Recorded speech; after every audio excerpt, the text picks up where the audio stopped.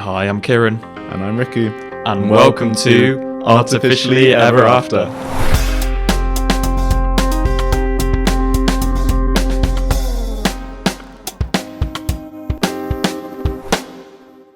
Yeah, we hit our quarter-life crisis, didn't we, Riku, and decided to start a podcast. Yeah, I mean, it's very trendy. Yeah, it's a pretty crazy time in AI, isn't it? Yeah, in the last 4 years since Kieren and I met, where we met on the same course, basically doing a degree using AI to solve real-world problems, a bit of mathematical modelling as well. AI's just gone crazy, hasn't it? Yeah, exactly. I mean, should we start then just with a bit of a background on ourselves and how we've come to doing AI? So you obviously mentioned our degree, which is where we met. So we both met at Bristol Uni in the UK, and we were both doing the same applied maths degree, which kind of ended up involving a lot of computer programming. And then out of the 4 years, the sort of final 2 began to involve AI, and we were kind of solving a lot of these problems using artificial intelligence, which kind of struck our interest, didn't it? And we'd worked on a project together that was, funnily enough, doing it was a chatbot, wasn't it? Or large language model, sorry. Yeah, we made a chatbot to diagnose people's symptoms. So yeah. A little AI doctor. Little did we know. I think back then I was just assuming that language models would be super limited because they were only kind of dealing in language. I was more interested back then in computer vision stuff and image classification. And little did I know ChatGPT would come along and just change the whole world. Wow, yeah. But yeah, so it definitely, sparked our interests. We then have both gone on to start doing PhDs. So we're now both doing research in AI. So do you want to give a little description of what you're doing in your research? Yeah, so been PhD student for just over a year now, got a couple years left, and been doing a lot of different things. So I've done some work with language models, did an interview study with, we're going to talk about GPT in later episodes, this the new technology on the block that's kind of changing, revolutionized the world, I'd say. But yeah, now I'm doing a lot of theoretical stuff, quite abstract, doing a lot of things on time series. So how do things change with time, and using AI to predict the future in that sense. Yeah, so Riku's going to be the theory guy moving forward in these episodes to come, right? Yeah, that's the kind of character I'm going to be. I'm going to be the emotionless theory man. But yeah, Kieren, what about you?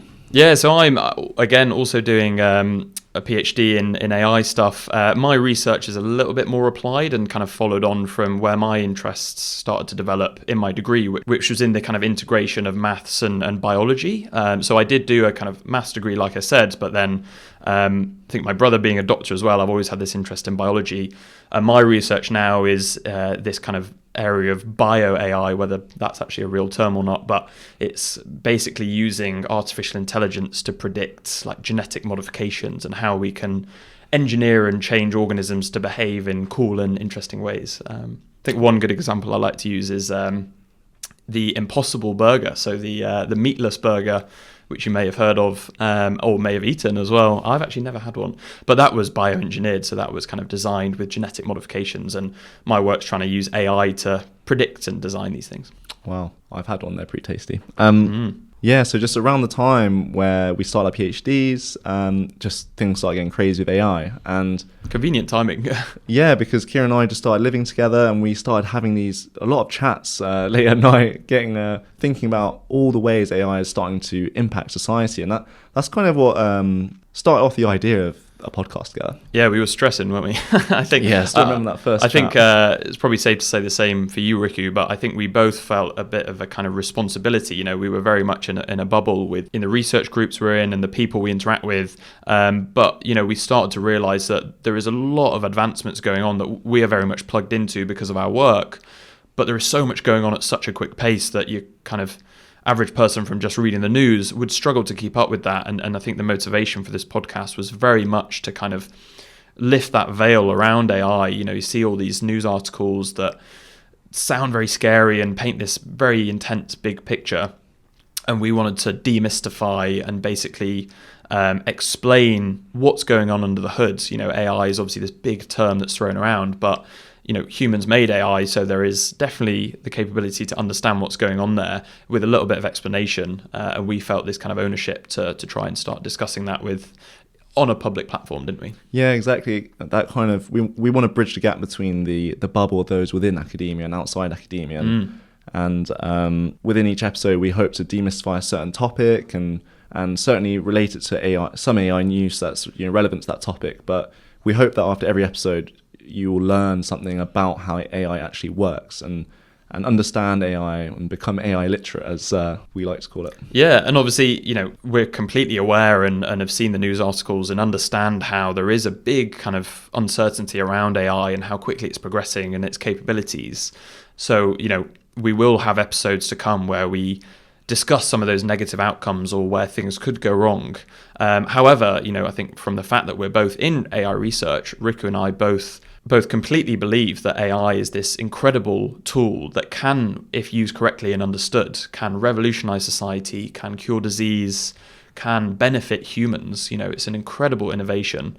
And we basically want to explain the ways in which things could go wrong, but hopefully paint this picture of the more realistic scenario and help people understand how AI can revolutionize things and the ways in which it's already changing society, and explain them a little bit. Exactly, because as bleak as it sounds, it's fairly safe to say that AI is here to stay, and it's very inevitable at this point. So we need to think about how we're going to be part of the story of its integration into our society. Like, it's still early days, and there's so much potential to guide it in the right direction, and a big part of that is being aware of it, as Kieren just mentioned. And that's kind of the goal of this podcast, really, is to increase AI literacy. And I think, big motivation for the name, Artificially Ever After, I think that came from the fact that there can be a happy ending, a little spin on Happily Ever After there. But artificially, I think we very strongly believe in this kind of synergy with AI, where there's this world where we can work alongside it. It doesn't replace humans. They are a tool that can benefit and enhance us. But like Riku said, with kind of AI literacy, I think in order to get to that point in society and to achieve that, it is crucial that we kind of understand these tools and understand how to bring them into our society and not get kind of controlled or influenced by them. Yeah, but saying that, we're certainly going to cover the risks and all the different bits of AI that we certainly need to be aware of. Yeah, exactly. So I think just to give you a sort of understanding and a tease some episodes to come, like the flavor of what we're going to be covering, I think in the first couple of episodes, one thing which we want to talk about, which was a big motivator for this podcast, was the ChatGPT and the storm that it kicked off. So for those of you that don't know, ChatGPT, this tool that's gaining a lot of popularity, a lot of people are using now this online chatbot which can kind of answer any of your questions. It's this very capable AI that can do lots of different things that's kind of impressing people and maybe even impressing the people that designed it, doing all of these weird and wonderful things. Yep, at least one episode on that. Maybe some stuff on how computers see the world. Yeah. We were thinking about kind of self-driving cars, weren't we, and going into the visual domain. So hopefully covering all these different corners and tasks that AI can achieve and explain how each one of them is working slightly differently.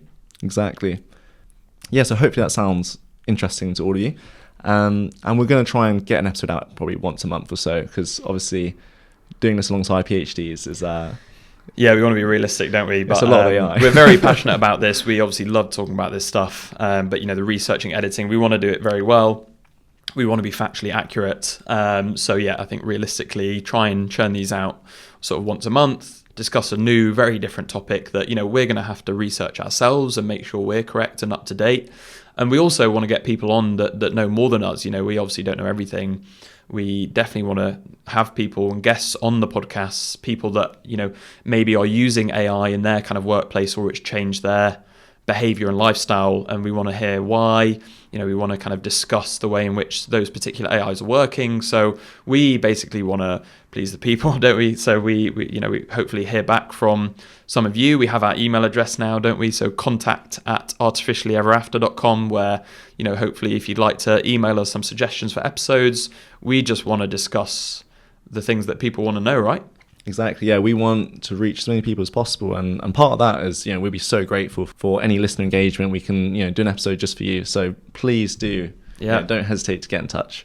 Cool. So shall we just give a little flavour? I think to kick things off in our kind of in the spirit of demystifying things. I think just a couple of terms that we're going to be using a lot moving forward. We've already said artificial intelligence. It's in the name. Yeah. So a couple of these, I think we had three big words, didn't we? Three big terms that we wanted to demystify and just clarify in this very first episode, because we're going to be talking about them a lot.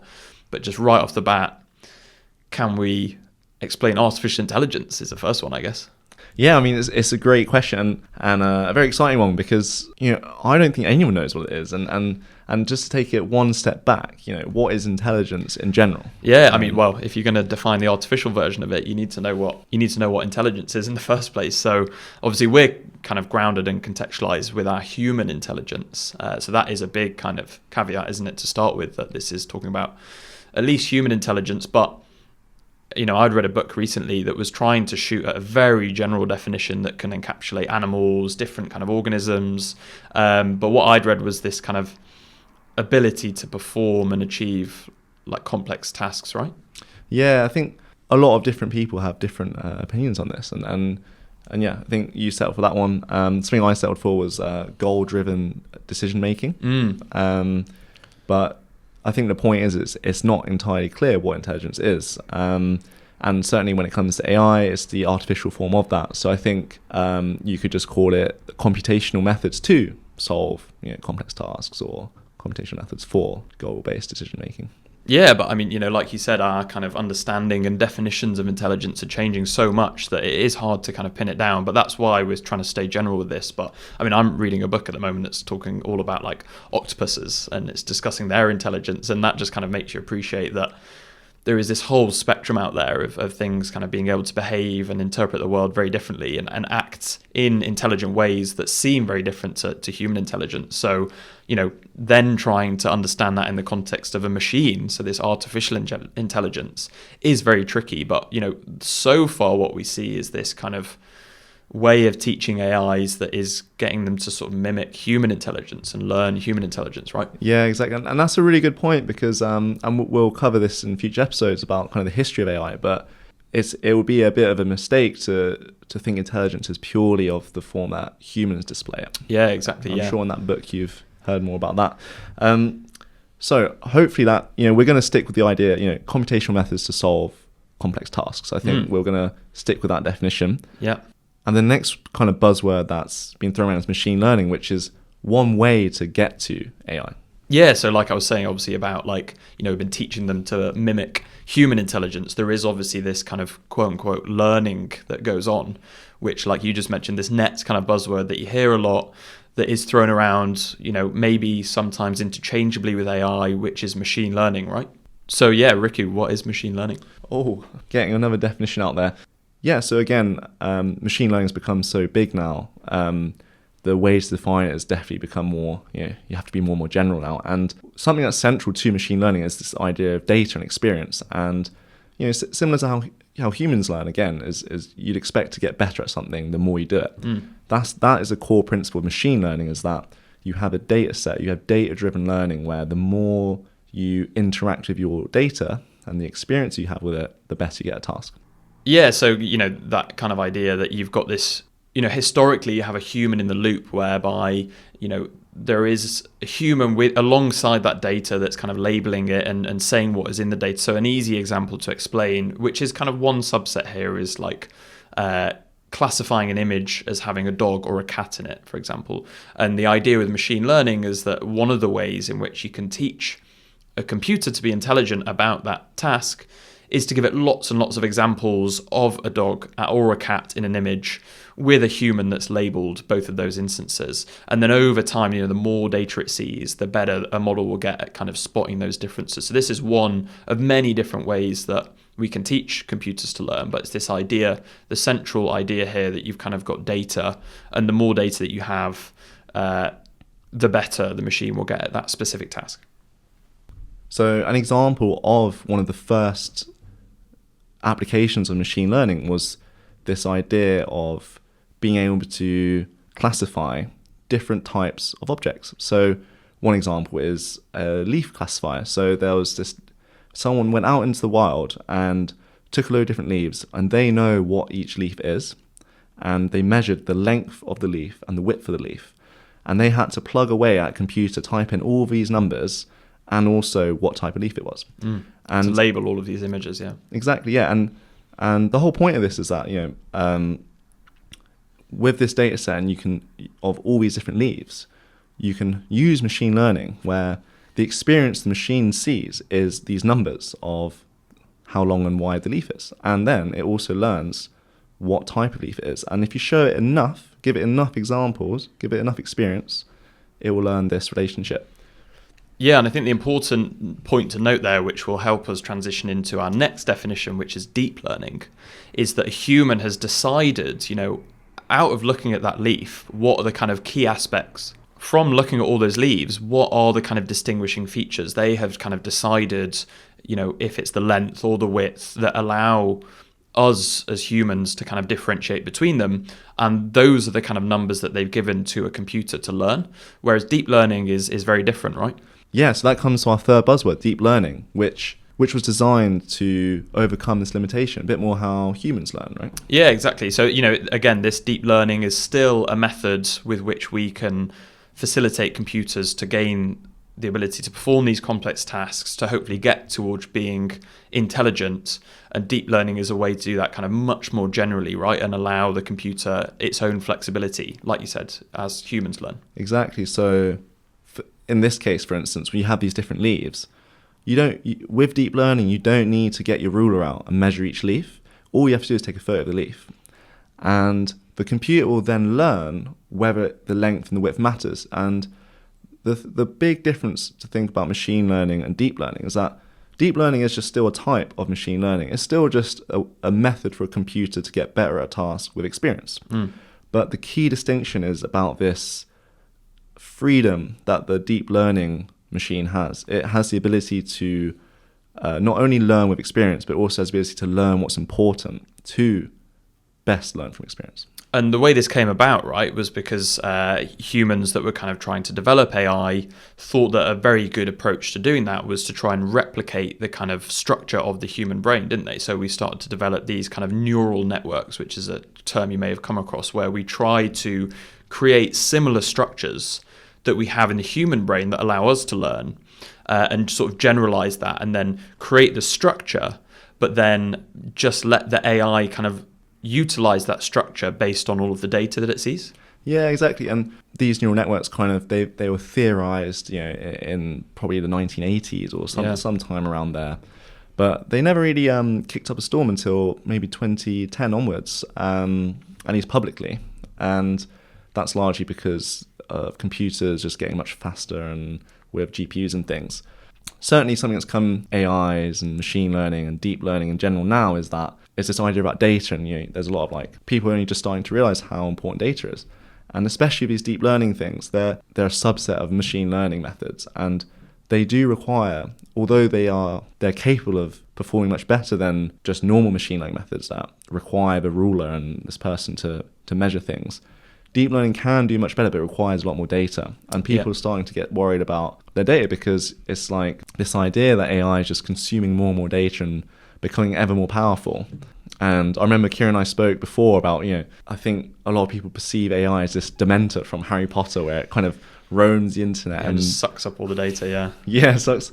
And maybe we need someone's Patronus, but but I think that's just one way of thinking about it. And maybe we can think of it more like a little plant that is absorbing all the sunlight of experience to become intelligent. And hopefully growing slowly and it's... aid humanity, make the world prettier. Yeah, there you go. Perfect. But it's interesting you made the point about the kind of 2010s and that timing with computers kind of taking off and the internet being a lot more widely adopted, that with that, we had this huge boom in the amount of data and information that is encapsulated in the internet. And the internet, we'll discuss this if we do a ChatGPT episode, but that's a lot of the information that went in to make this very big, very capable model. But I think that's just a testament to the scale of the internet these days, with kind of individual social media accounts, like your own images that are out there, all of the kind of YouTube videos, movies, like everything that is online is kind of arguably the entire human history and a very strong snapshot of what's going on currently in society. Like there is a huge amount of information on there that can be leveraged. And it was only when we start to kind of tap into that scale of the data that we had this boom in deep learning methods working really, really well when they have the kind of scale to tap into. And we now have started to see this trend where predominantly artificial intelligence is being kind of driven by deep learning models, right? Yeah, exactly. All of the best performing models now are these deep learning models, which require a lot of data and take a lot of time to train. And traditional machine learning is very much sort of taking a back seat now, right? Yeah, exactly. But with future episodes, we're going to kind of demystify the risks associated with these choices. Yeah, so hopefully that kind of covered some foundations. We'll be talking a lot about these. We'll be using these terms a lot in episodes to come. So we wanted to just clear those up in first episode, but a bit of a flavour of how we're going to demystify things. But I think episodes to come will be a lot more focused on specific topics, so ChatGPT or maybe self-driving cars. So yeah, please stay tuned. We'd love it if you kind of followed along and gave us suggestions for what you'd want to hear about. If you're using Spotify, you can interact directly through Spotify. So yeah, we'd the love to Q&A hear. section. Yeah, so yeah, thank you so much for listening, tuning in, and catch you next time.